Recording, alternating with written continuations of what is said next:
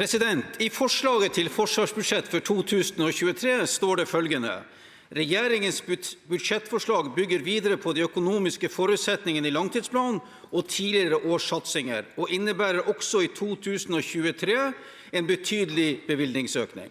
Videre står det å lese: Regjeringen foreslår et forsvarsbudsjett på 75,8 milliarder kroner, en økning på 6,8 milliarder sammenlignet med et saldert budsjett 2022. Dette er en økning på om lag 9,8%. Justert for kompensasjoner, tekniske endringer og inntektsøkninger øker regjeringen forsvarsbudsjettet med 7,8%, om lag 4,5 milliarder, sammenlignet med saldert budsjett 2022.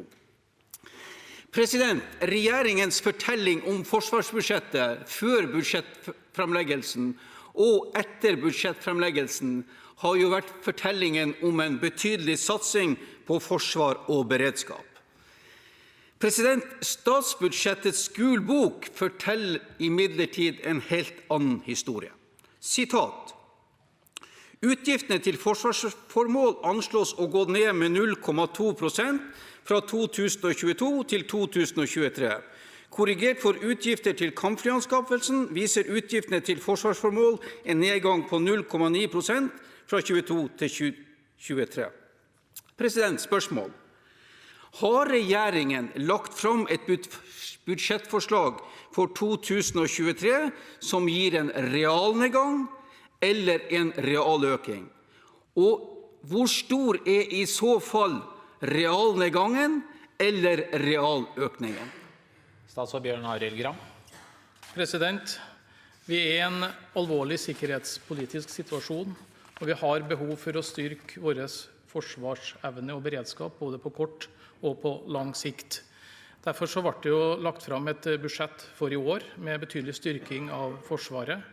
Vi har gjennom tilleggsbevilgninger gjennom året i år, og ikke minst etter Russlands angrep på Ukraina, lagt inn ytterligere betydelige styrkinger, også på sivil side, men på Forsvaret, bl.a. knyttet til mer aktivitet, tilstedeværelse, oppfylling av lagre, styrking av etterretningstjenesten, tilrettelegging for alliert mottak med videre. Så har vi lagt fram et statsbudsjett for neste år, 2023, hvor vi går videre med ytterligere styrkinger.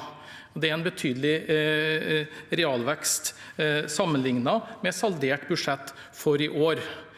Og den historien som representanten Elvenes nå ønsker å fortelle om å sammenligne de her ulike prosentene, er jo egentlig litt meningsløs, for at det er altså ikke sånn at vi svekker forsvarsbudsjettet, vi styrker forsvarsbudsjettet reelt. Så har vi da i tillegg hatt en ekstraordinær styrking i 2022. Så er det viktig å ha med seg følgende, nemlig at en rekke tiltak knyttet til den ekstraordinære styrkingen i årets budsjett er jo styrkinger som har stor betydning for det året vi går inn i. Det at vi for eksempel har satt av, brukt flere 100 millioner innenfor forsvarsbygg til nybygg og anlegg, til tiltak til å styrke evnen til alliert mottak, det forsvinner jo ikke 1. januar. Det ligger der videre. Vi har betydelig styrking av lagerbeholdningene med ytterligere personlig bekledning og utrustning.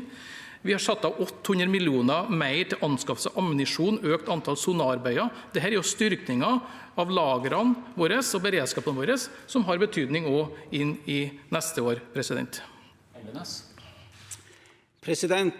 Da konstaterer jeg at ministeren bekrefter at realbevilgningen til forsvarsformål i 2023 er mindre enn i 2022, til tross for at man har spent buen veldig høyt i forkant og for så vidt i etterkant, og den sikkerhetspolitiske situasjonen er meget alvorlig. Og så må jeg minne ministeren om at de økningene som du selv nevnte, finansieres jo delvis ved å skyve på investeringer. Men det ligger utenfor dette spørsmålet. Spørsmålet er: hvorfor har man kommunisert utelukkende en økning i forsvarsbevilgningen når det de facto er en realnedgang? Statsråd Gram.